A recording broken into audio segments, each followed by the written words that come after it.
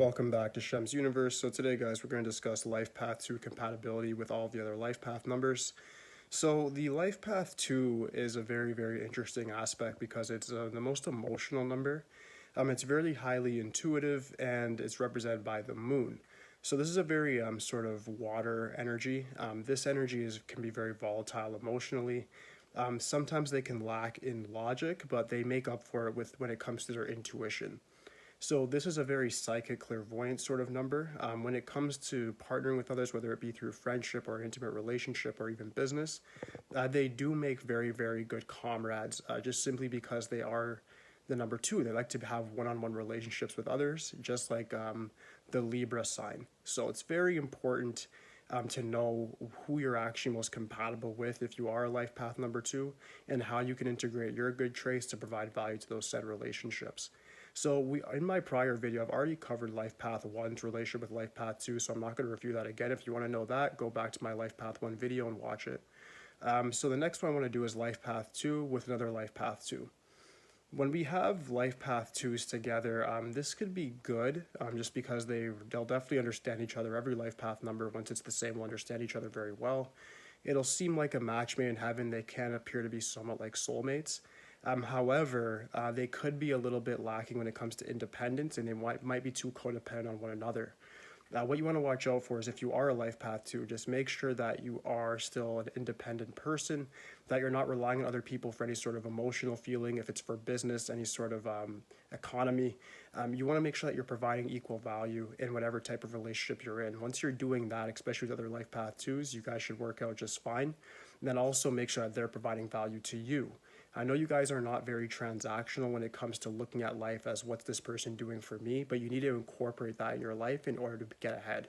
If you don't incorporate that aspect, you're going to have a very hard time moving forward. Next one I want to cover is life path 2 with a life path number 3. So the life path 2, like I said, is very emotional. Life path 3 is emotional to a certain extent. They're very stress resilient, they're creative people, they're artistic, and this isn't the best mix. Life path 2 and 3 don't really get along because life path 2 likes to have the whole one-on-one dialogue, whereas life path 3 likes the group dynamic. They want to be the performers. Life path 2 wants to be behind the performer. If you can get a situation where the life path 2 is helping the life path 3 get fame, or they're helping them with their artistic realization, then this will be a very good partnership, and it'll be pragmatic. But if that's not the case, then I would question what exactly they're doing together. A lot of the times with life path 2, when it comes to friendships with life path 3, it could work because they do get along with other people quite well. But for an intimate relationship, I really do think it would have to benefit the life path 3 to be with a life path 2. And what I mean by that is the life path 3 needs to get some sort of gain off of it in regards to having the life path 2 either as a helper or somebody that is able to just hear their problems and really just help them get through certain emotional problems that they may have. If that's not really the case, then it's iffy as to whether or not that will work in a relationship. And business-wise, like I said, it needs to be some sort of thing where the life path 2 is helping the 3 with some sort of artistic realization. Moving on, next we have one of the most cooperative sets, life path 2 with life path 4. These two get along because they're actually opposites, and opposites do attract.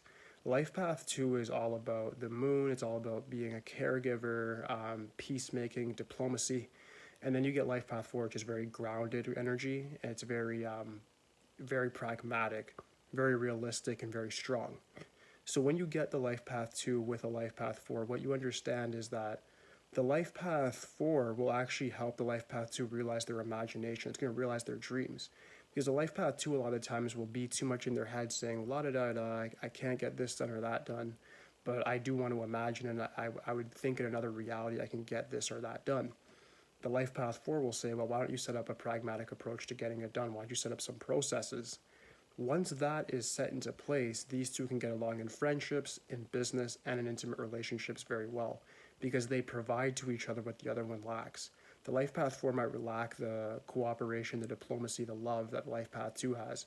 And the life path 2 might lack the street smarts, the logic, the grounded energy that the life path 4 has. So when they get together, this does make for a very successful relationship in any of the 3 spheres, whether that be friendship, business, or intimate relations. Next, I want to cover life path 2 with life path 5.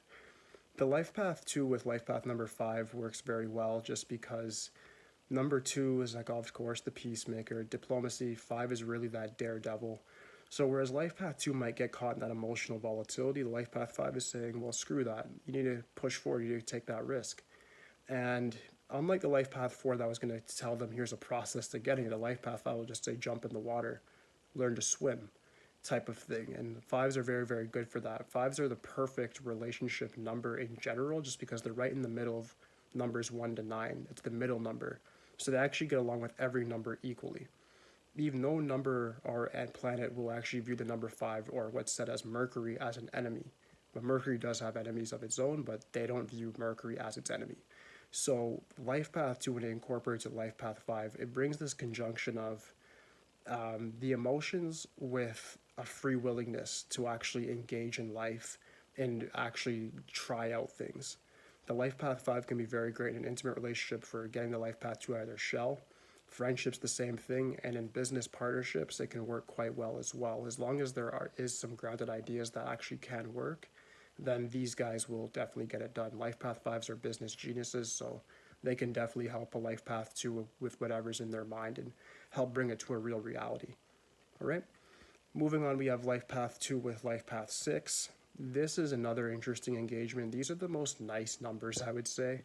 You have 2, which is like, of course, I've already gone over it. And then you have 6, which is same kind of thing, the caregiver, cooperation, nurturing, a very therapeutic sort of energy. They're both healers. So when you get them around each other, this might be a very soft sort of intimate relationship where they're really getting to know each other, get into deep engagements, and really open up. When it comes to business, it could be the same thing if they open some sort of medical practice or legal field.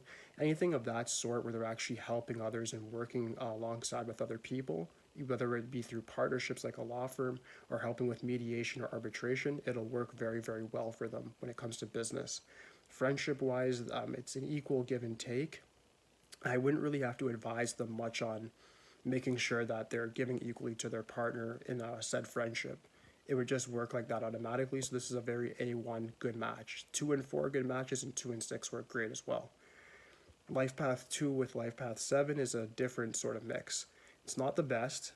Life Path 2 is spiritual and clairvoyant and psychic, similar to the way the 7 is, but the 7's more intense and more secluded when it comes to personal relationships. The Life Path 7 is always a loner. So when the 2 wants to engage and do a couple things if it's a relationship, that dynamic won't necessarily work just because the 7's going to want to have more of solitude and not really engage in that sort of way. But they will talk about spiritual things, but it might not just be as deep as the 2 would want. So if you are a Life Path 2 trying to get with Life Path 7, just be very wary of that aside from your ideology, whether that be through like a religion, a philosophy, a belief system, if you can get along with Life Path 7 on that tangent, that's good. But when it comes to intimacy and getting into deeper emotions and that sort of connection, that's where you'll definitely face some problems. So just be wary of that. When it comes to friendships, it could be okay. Same kind of thing as if there's some sort of similar belief system, it can work well. If not, it might not be the best. And then when it comes to business, it can definitely work well if you guys do have a very strong purpose, a strong goal. If that's not the case, and you guys are just trying to get together to make some sort of business, just using abstract reasoning, that may not be the best. I'd recommend adding to your group a 3, a 1, or an 8, or even a 5, just to make sure things actually get set in motion. All right. Life Path 2 with 8, similar with Life Path 2 with 4, this actually works very well. Life Path 8 is very hard, sort of cynical about life, very strong, the powerhouse, the strong willpower, and they have an emotional resilience to life that other Life Path members do not have. So this makes up for what the Life Path 2 lacks when it comes to that emotional volatility that we were discussing earlier. The Life Path 8 is sort of like a flat line, whereas the Life Path 2 is a whole bunch of waves. So Life Path 2 gives in friendships and in an intimate relationship the emotional emphasis that an 8 would need, and the 8 provides the sort of stoicism that the 2 would need. When it comes to a friendship, that can definitely work very well as well, where they can relate with one another very well. And when it comes to business, it can work if the Life Path 2 introduces to the Life Path 8 what they want for a business idea. The same concept where the life path 4 would present different concepts and ideas and processes to get what they want. The 8 will do the same thing and say, well, I can help micromanage this sort of thing and get you set on the right path, and they'll be able to encourage life path 2 to follow through with their emotions. Last but not least, we have life path 2 with a life path 9. These guys do not get along. Life path 2 is more so about having that clairvoyance, trusting that gut feeling, the intuition, having that sort of sixth sense about life, whereas the 9 is very realistic, it's very down to earth. 9 is represented by Mars, 2 by the moon. These guys are inimical to each other, they're very big enemies. The 9 will just be wanting to command the 2 around when it comes to even a friendship. I can't see it really working. It's rare that it does. In a business relation, it has to be for a common ideology. The 9 is the ideological warrior, and the 2 is a diplomatic or a peacemaker. The 9 will go to war for their idea, the 2 more often than not will not. They'll bend backwards before they go and attack. So when you have that dynamic there, it's hard for them to actually step foot on the battlefield together. So whether that be through a business or friendship, it's not the best. It's probably the most negative relation. When it comes to an intimate relationship, you guys would run into a lot of arguments just regarding how you think and how you view life. So I would really recommend being very wary if you're choosing a relationship with a life path 9 and you're a life path 2. Just be careful on the dynamic and make sure that you are understanding your partner fully and what they believe in before delving into that too in-depthly. But aside from that, that should conclude the video, guys. If you have any questions whatsoever, just please leave it in the comments for me. Aside from that, like, subscribe. That's it for today, guys. Peace.